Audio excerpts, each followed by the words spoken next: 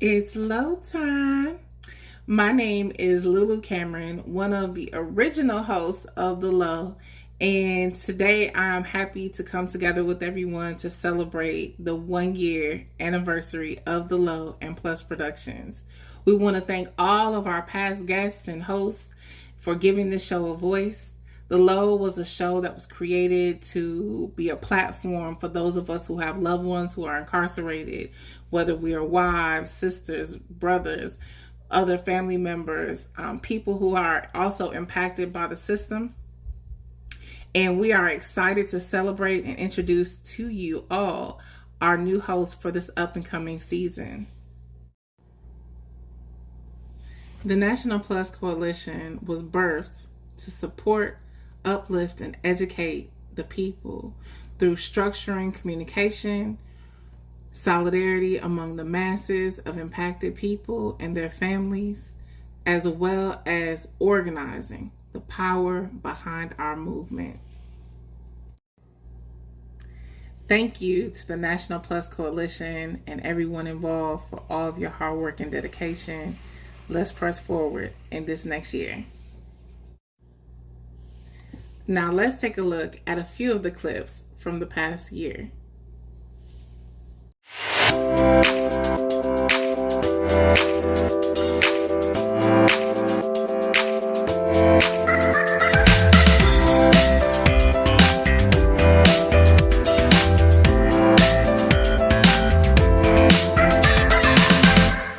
Of these beasts.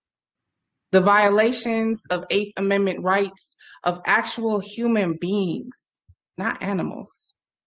We ask that you bow your head for a moment of silence in honor of those 5 lives lost that night and the 91 others lost in the Mississippi Department of Corrections between December 29, 2019 and today.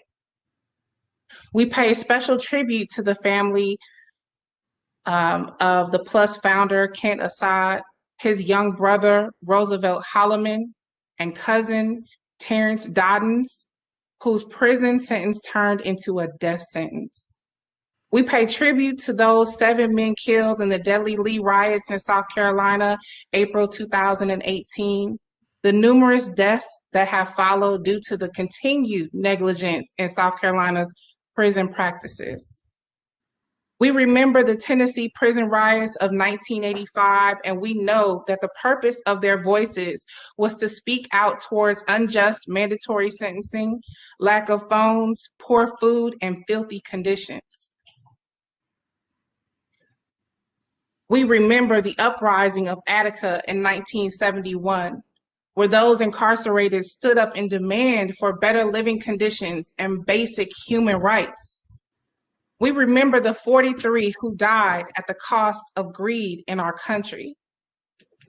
We will know that there are many who suffered loss in the negligence of our country's money cow, mass incarceration. We understand that our work, our voices, our efforts help bring meaning to their lives and so many others. What if the value of your entire existence was judged by the worst thing you've said or thought or the biggest mistake you've ever made? And let's not forget the color of your skin. I think it's fair enough to say that we have all fallen short of the glory. Asking our country to extend its hand and have a little mercy in the wake of a prison industrial complex that was birthed with the abolition of slavery sounds more to me like the truth that sets us all free.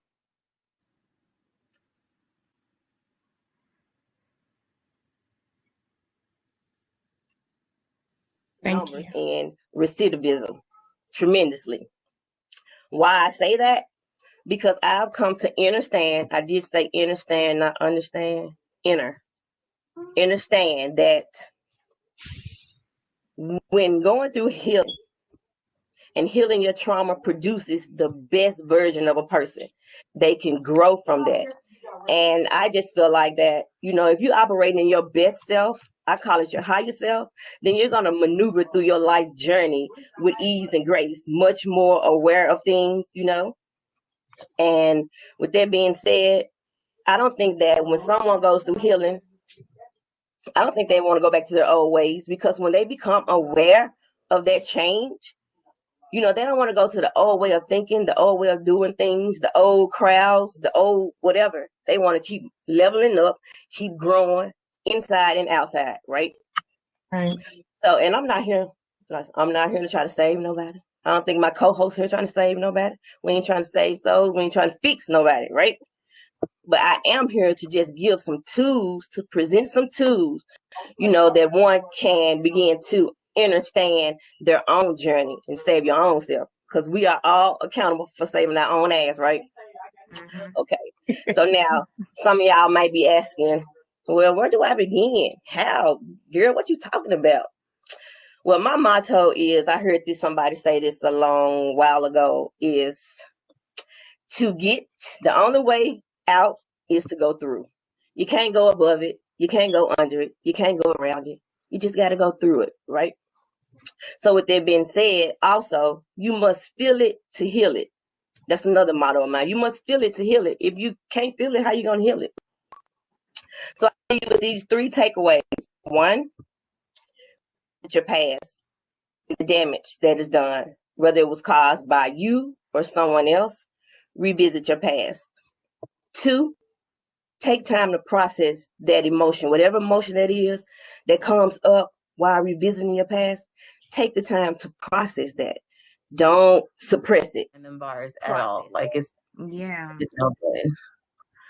And this is exactly So- why we have to be their voices, because the conditions that they're living in is already inhumane. That's 1. Yeah. And 2, the way they're going, like the fact that New York was able to open up and allow us to go on visits with some restrictions, I don't understand why other states weren't able to do the same. Because other states did open up and went Right. back to proceed to their businesses like nothing even happened. So I don't understand that level of restriction, because that right there is unhealthy. Yeah. I'm just imagining the fact that I'm lucky that I'm able to at least sit 6 feet apart and physically see him, to know that, okay, he's good, and okay, I can breathe now and go carry on with my life. But for you to not have an idea, and it's not like everybody has access to the phones. And then on top of it, I'm noticing that you guys don't all have the same type of program to where you can send videos or receive emails or things like that. So it's even more of a restriction. And once again, what Lulu said about the mental health, a lot of them probably have mental health issues from even being in that situation. Right. So the fact that they're not receiving the type of help that they need for whatever their issues might be, and then on top of the fact that you're isolating them from human contact, that's like being in the shoe 24/7. So, What's when I better, was- top ramen? so when I was with my ex, one thing he used to do, and I cannot stand it, but one thing he used to do is he used to grab some noodles. I need y'all to open it up, take the package out. Open it up. I know some of you fellas know about this, huh? The ladies had no idea what was going on tonight, but I had to put them on. So then, don't break your bag like I just did, but break the noodles up. Hold on, I gotta put it down. So break the noodles up, smash them up a little bit. Oh, I already opened it. Well, yeah, you have to open it so it doesn't pop. I messed up my bag, but that's okay. You just gonna have noodles all over the floor. So break the noodles up.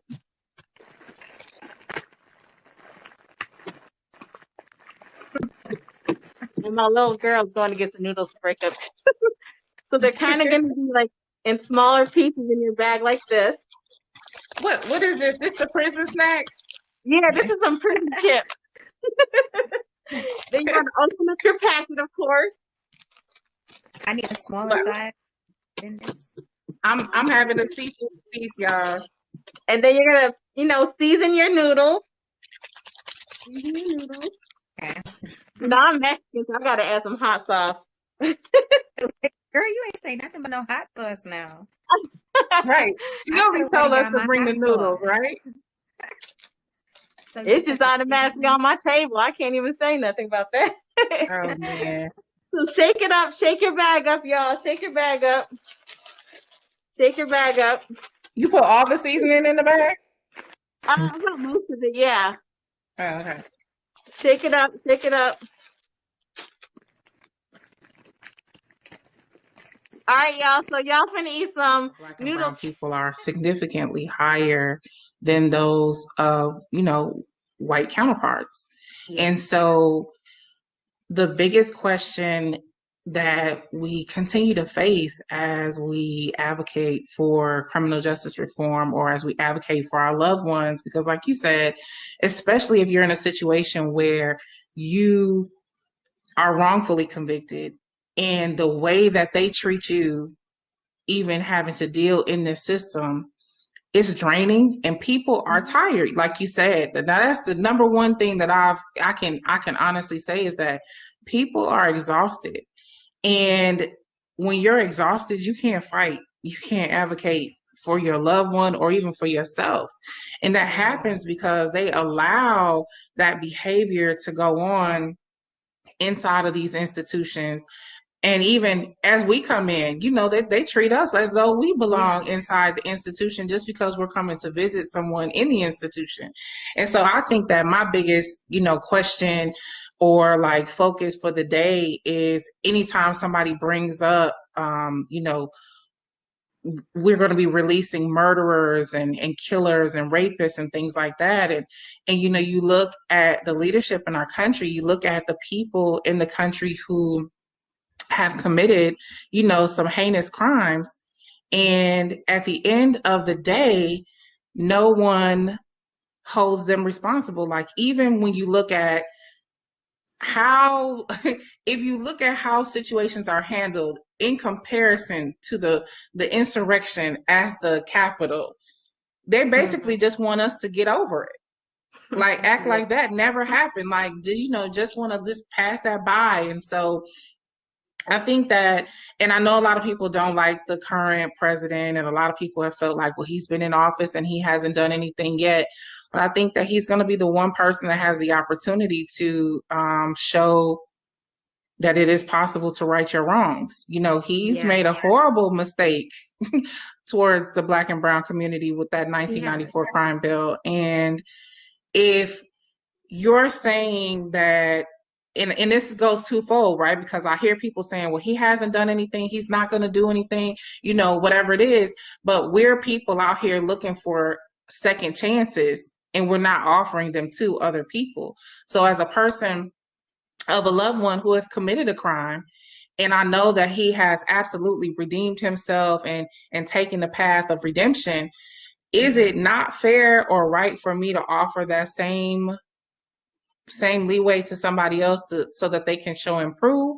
Or, is it that we expect something that we're not offering? Like, there has to be, we got to stop with all of the, well, you should give us a second chance, but we can't give people. So I really would like, and this is just me being hopeful and being optimistic, I really would like to be able to see him make a change, but then also be able to acknowledge, those who are incarcerated and have been for a very long time because of something that he's done, because it doesn't match across the board, if that makes sense, so it's just kind of my thought in regards to that. I think that the president has acknowledged the fact that he did make a mistake several times during, his campaign and even after he was elected. And we don't know what he's going to do. He could tell us he's going to do something right now and not fulfill those promises. And that's just the reality of anybody. But we have to have a little bit of faith that this man is going to do what he says he's going to do, because he has been trying to take the steps that he needed to take accordingly to make those changes. People say he hasn't done anything. I have a different opinion. Yeah. I mean, and I don't have, I guess I'm almost like an abused, an abused woman in a relationship, for lack of better explanation. I just feel like I have had such an experience, as far as government is concerned, and not just the presidential candidate, because I'm not necessarily directly impacted by the president as much as I am my local, Right. my local players or whatever, especially like, the governors and the the senators and the people who are in positions to make power plays that impact my life, right? And so I'm hopeful. Um, but I am kind of sitting back watching, but I'm also taking a deep breath because dang, we kind of have been going up and down and all around, and while people don't necessarily feel like Trump was the end of the world, I hear that a lot from people who walk this journey. I think that people who don't pay attention to what it ignited in people who believed in him and believed in some of the hatred that he did spew, made it very difficult for us to walk a normal walk. I had a lot of problems at my job, and so, I just think that I'm looking to be moving onward and upward, right? And that's just kind of where I am with that. I'm hopeful. Like I want to be on the victory side of ending mass incarceration and seeing my loved one come home sooner rather than later, right? So, I mean, it's a fight. It's a long fight, and it's a generational fight. We got to keep that in mind. It's not going to change overnight, but those small wins lead up to big wins. And as advocates, whether you are outside protesting, whether you're writing bills, whether you are just using your voice to share with the world how you feel and what is actually happening, we got to hold our officials accountable. We cannot keep our foot off the gas. We got to keep our foot on the gas, actually. So it's like we cannot get distracted by everything else that's going on. Know what you want to change and get tunnel vision and make sure that gets changed. Join different organizations that are going to accomplish whatever your goal is, because we can make a difference. I think that everything we've seen from 2020 to 2021, we can make a difference if we unify. Yeah. And that's the big thing. We have got to come together. We've got to be able to, bring a point where people see our presence as a point of power. And I've been, as an advocate myself, and especially in the state of South Carolina, it's difficult. It's difficult because people are very complacent and, they are, they're used to a certain level of oppression. And so when you say it's time to, stand up and fight for this, a lot of people will stray away from going against the grain because of the repercussions that have been known to happen in certain states. And so I say that as we have been organizing an event in South Carolina, and it is called South Carolina for Restorative Justice, in part with the national movement. We are looking to kind of highlight, as opposed to highlight, educate, and bring all components of community together for those people who are impacted by incarceration, to show in numbers, you know what I mean? Not just me, you, and a couple of my good friends showing up with a parade with a poster saying, hell no, we won't go, or let my people go. But to come together to say, this is a bigger situation, and there are so many more people impacted by incarceration besides just our loved ones who are incarcerated and our families. It also impacts communities. It impacts schools. You have the foster care system that's very high and prevalent. You have churches and religious organizations that all play a role in having to either try to fix or try to be a part of the solution. And then you have people that sit back and do nothing. So I think that once we can address, like, the weakest link, right, we will be more powerful. We can be like so big as far as like if we would just show up, you know what I mean? Like, I don't know exactly what I'm doing here, but it's welcome. So everybody, so we on another episode of The Low. And tonight we're going to be talking with Chairman Fred Hampton Jr. of the Black Panther Party Cubs, the son of Chairman Fred Hampton Sr. and Mother Comrade Accord and Jerry, two of the freedom fighters of the original Black Panther Party. As we know, Chairman Fred Sr. was assassinated in Chicago December 4th, 1969 by the Chicago police along with I actually moved just before COVID down to Mississippi from New York, so I'm living down here now and in this fight, and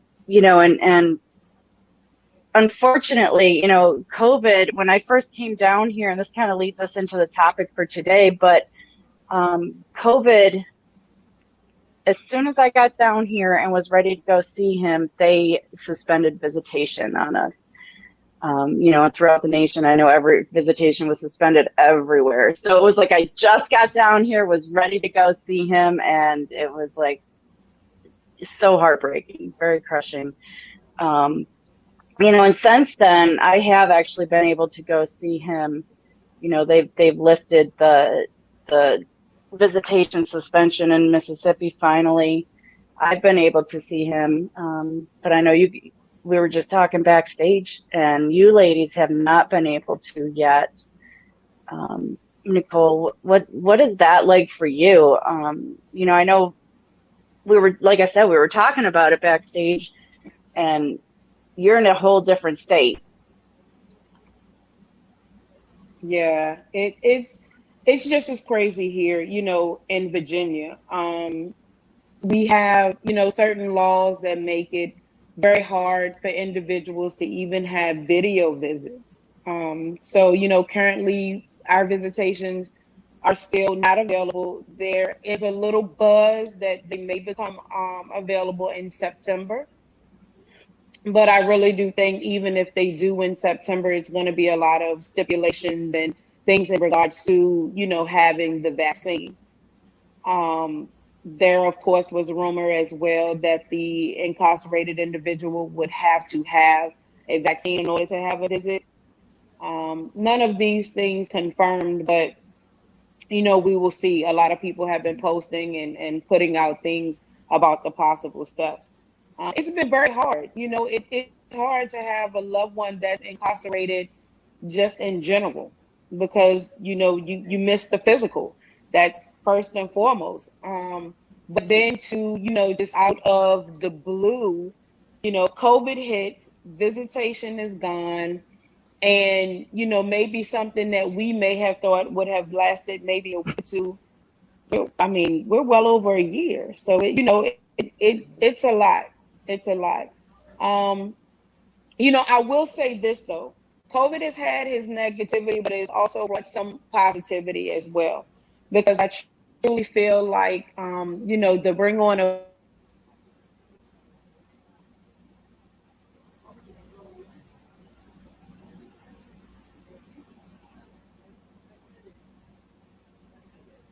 No, we can't hear you. We can't hear you, Nicole. Yeah, I don't know what happened. And I don't think she's muted either. Can you? Oh, did we lose her? I don't know, because she's a black screen, but she's still there. Yeah. I don't know, but Oh, but my God. on to what she was saying, that's definitely Mississippi. Right. Mississippi, you have to. So my loved one has refused to take the shot, and because of that, he's foregone his visits, any kind of education, any kind of transfer that he might want. Right. They lost a lot. They lose a lot when they refuse to take their shot. So it's almost like you're forced to take it. You're not allowed, because if you want that visit, or you just can't have it if they don't have a shot. So Absolutely. And that's one thing, Hey, you know, I'm back.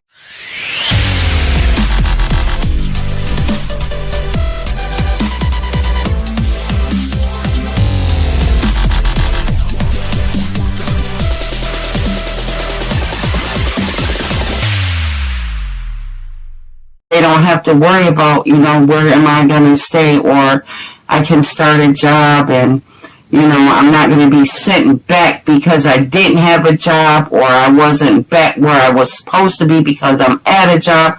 I just think there's a lot more we can do to make our loved ones that are coming home be successful.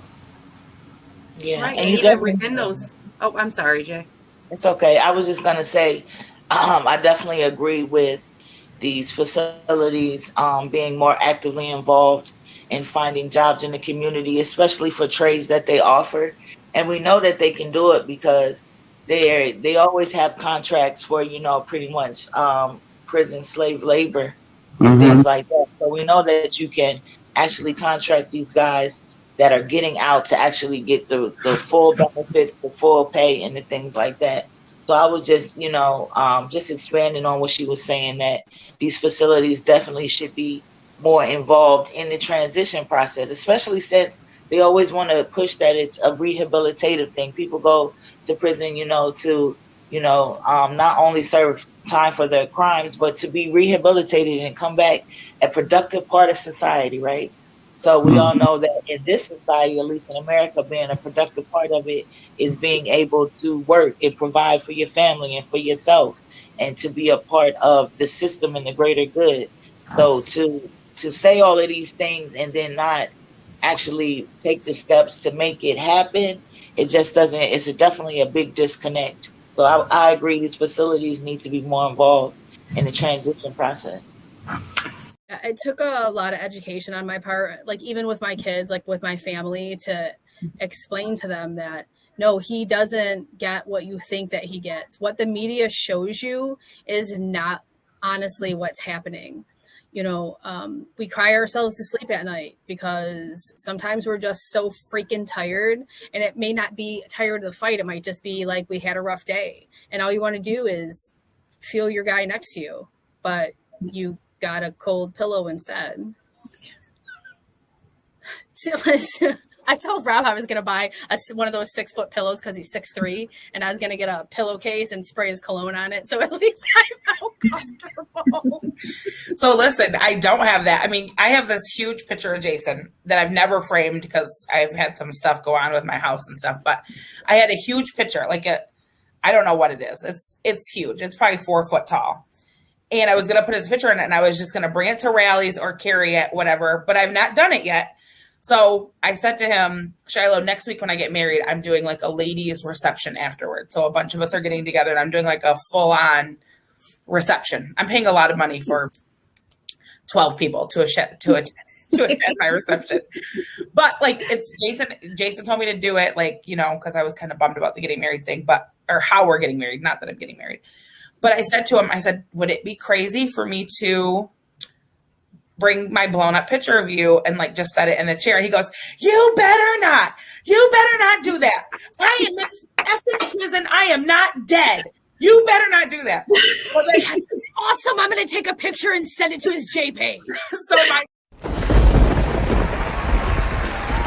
we declare to the House of Representatives, we are declaring to the Senate, we are declaring to the governor's office that we are not going nowhere. We ain't going nowhere. If we gotta come here every week, if we gotta come here every month, we will not be silent. Well, I've been trying to say something about our criminal justice system. This country is very different today than it was 40 years ago. In 1972, there were 300,000 people in jails and prisons. Today, there are 2.3 million. The United States now has the highest rate of incarceration in the world. We have 7 million people on probation and parole, and mass incarceration, in my judgment, has fundamentally changed our world. in poor communities and communities of color, there is this despair, there is this hopelessness that is being shaped by these outcomes. 1 out of 3 black men between the ages of 18 and 30 is in jail, in prison, on probation, or parole. In urban communities across this country, Los Angeles, Philadelphia, Baltimore, Washington, 50 to 60% of all young men of color in jail or prison, or on probation and parole. Our system isn't just being shaped in these ways that seem to be distorting around race, they're also distorted by poverty. We have a system of justice in this country that treats you much better if you're rich and guilty than if you're poor and innocent. Wealth, not culpability, shapes outcomes.